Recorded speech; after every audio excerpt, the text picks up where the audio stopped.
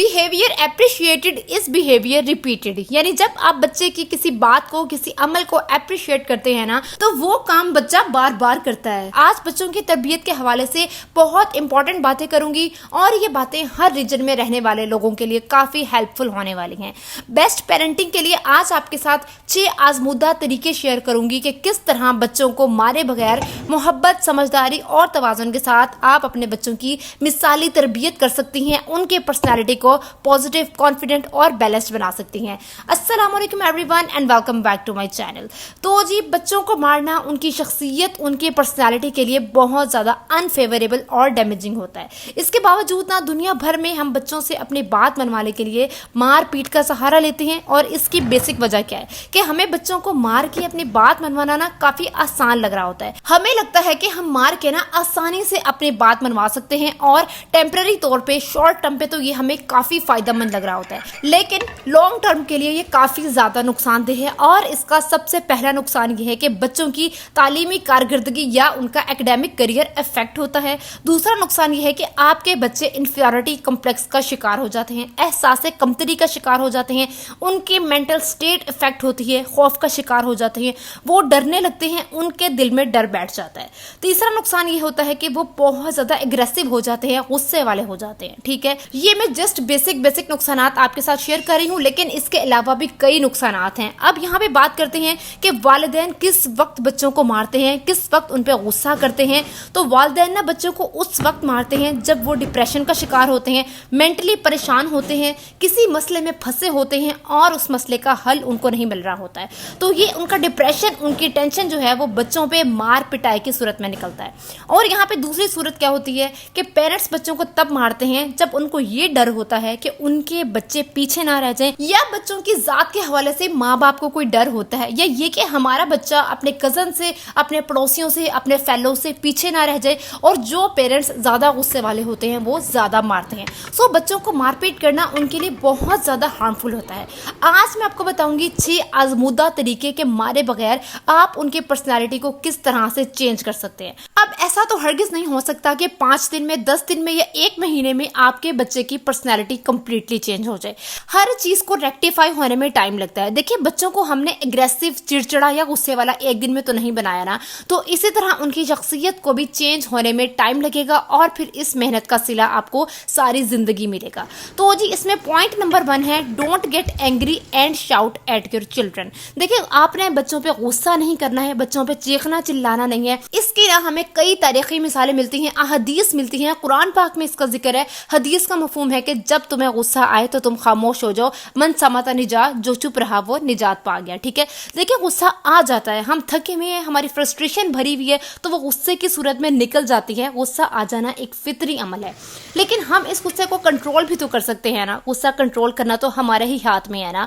Even अगर आप किसी साइकियाट्रिस्ट से भी पूछे ना, तो उनके पास जो बच्चे आते हैं वो ज़हनी प्रेशर की वजह से, स्टडीज में अच्छे ग्रेड्स न लेने की वजह से या घरेलू हालात की वजह से वो बच्चे मेंटल इलनेस का शिकार होते हैं। आधे से ज्यादा बच्चे ऐसे हैं जिनको गुस्सा बहुत ज्यादा आता है। डोमेस्टिक वायलेंस की वजह से बच्चों की शख्सियत बहुत ज्यादा मुतासिर होती है। फॉर एग्जाम्पल कि जब हमें गुस्सा आता है तो हम सामने वाले के सारे एहसानात, सामने वाले की सारी अच्छाइयां भूल जाते हैं, सिर्फ उसकी बुरी बातें जहन में रखते हैं। और गुस्से में तो दिमाग भी बहुत तेज काम करता है। तो सेम टू सेम बच्चों के साथ भी ऐसा ही होता है। हम तो भाई बड़े हैं, हमारे पास अथॉरिटी होती है, हम तो अपना गुस्सा बच्चों पे निकाल देते हैं, लेकिन बच्चे बेचारे क्या करें, वो गुस्सा अपने अंदर जमा करते जाते हैं, कॉम्प्लेक्स का शिकार हो जाते हैं, उनकी पर्सनैलिटी कंप्लीटली तौर पे डैमेज हो जाती है। तो अव्वल ये कि पहले खुद के गुस्से को कंट्रोल करें, और सेकेंडली ये कि देखें, जब आपका बच्चा गुस्से में होता है ना, तो उस टाइम ना वो कुछ समझने को तैयार होता है और ना ही कुछ सुनने को तैयार होता है।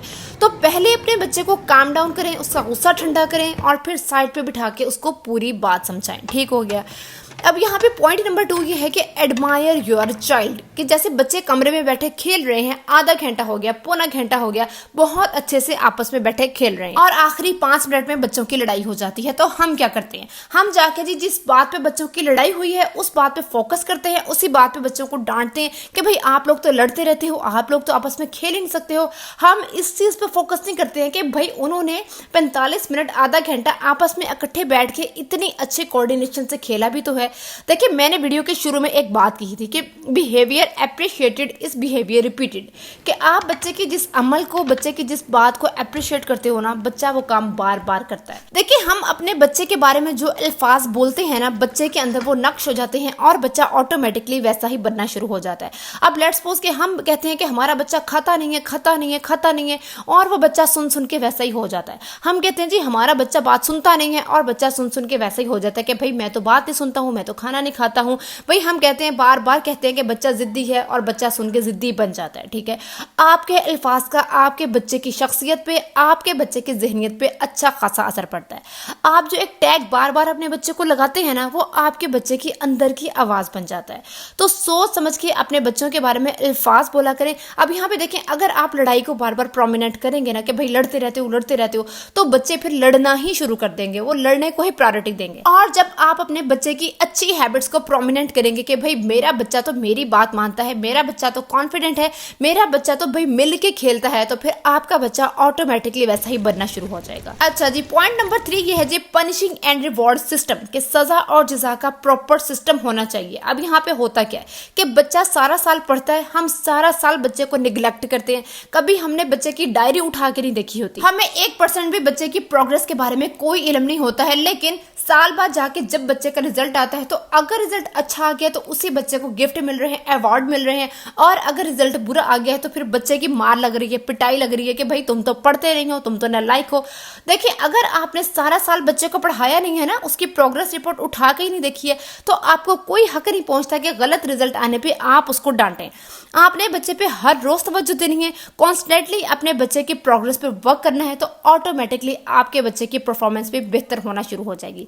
साल में 1 दफा या 2 दफा चेक कर लेने से कोई फर्क नहीं पड़ता है। अब यहाँ पे पॉइंट नंबर 4 ये है कि make your commitments and progress, कि अगर आपने बच्चे के साथ कोई प्रॉमिस किया है, बच्चे के साथ कोई कमिटमेंट की है कि आज मैं तुम्हें पार्क लेके जाऊंगी, आज मैं तुम्हें टॉय लेके दूंगी, तो फिर उसको हर हाल में फुलफिल करें। पहले हम बच्चे के साथ कमिटमेंट कर लेते हैं और आखिर में फिर हम थके भी होते हैं, थकन की वजह से वो प्रॉमिस हमसे पूरा नहीं हो पाता, और बच्चे का फिर हमारे ऊपर से एतमाद उठ जाता है, और फिर उसके बाद बच्चा जिद करता है कि बच्चे को पता होता है कि कमिटमेंट की है, अब पूरी नहीं होनी है, तो भाई अब मैं इस बात पे जिद करूंगा। तो इसीलिए बच्चों के साथ उतनी ही कमिटमेंट्स करें जिनको आप आसानी से पूरा कर सकते हैं। अच्छा, यहाँ पे पॉइंट नंबर 5 अब ये है कि इग्नोर देयर मिस्टेक्स, के अपने बच्चों की छोटी छोटी बातों को, गलतियों को ना इग्नोर करना सीखिए, उनको इतना नोटिस ना किया करें। हम जी बच्चे की किसी छोटी बात पे उसको क्रिटिसाइज करने लग जाते हैं, टॉन्ट मारने लग जाते हैं। हम ये नहीं देखते कि हमारा बच्चा प्रॉपर न्यूट्रिएंट्स ले रहा है या नहीं ले रहा, हमारा बच्चा कोई एक्टिविटी कर रहा है या नहीं कर रहा, इस बात पे हम गौर नहीं करते हैं। लेकिन हम छोटी छोटी जो बातों पे बिला वजह डांटते रहते हैं ना कि भाई इस तरह ना बैठो, तुमने सलाम नहीं किया है, तुम्हें सही चलना नहीं आता है। देखिए, ये जो चीजें हैं ना, ये बच्चों को प्यार से समझाने वाली हैं, ये बच्चों को आराम से समझाएं, नरमी से समझाएं, और माइक्रो मैनेजमेंट हर चीज की ना किया करें। अच्छा जी, अब लास्ट पॉइंट ये है कि लर्न स्ट्रेस मैनेजमेंट, कि आपके अंदर इतनी एबिलिटी होनी चाहिए कि आप अपने स्ट्रेस को प्रॉपर्ली मैनेज कर पाए।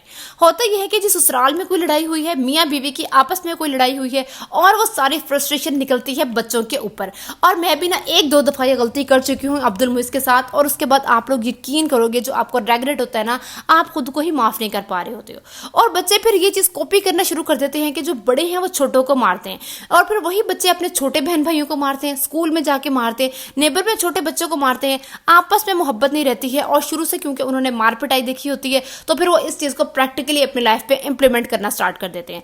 आप जिसकी फ्रस्ट्रेशन है उसी के ऊपर जाके निकालें, या तो आप उस बंदे को माफ कर दें, या जिसकी फ्रस्ट्रेशन है ना, जिसने आपको गुस्सा दिलाया, वो गुस्सा उसी पे निकाल के आए। आपके बच्चे इस गुस्से के जो है वो जिम्मेदार नहीं है कि भी वो आपका गुस्सा बर्दाश्त करेंगे।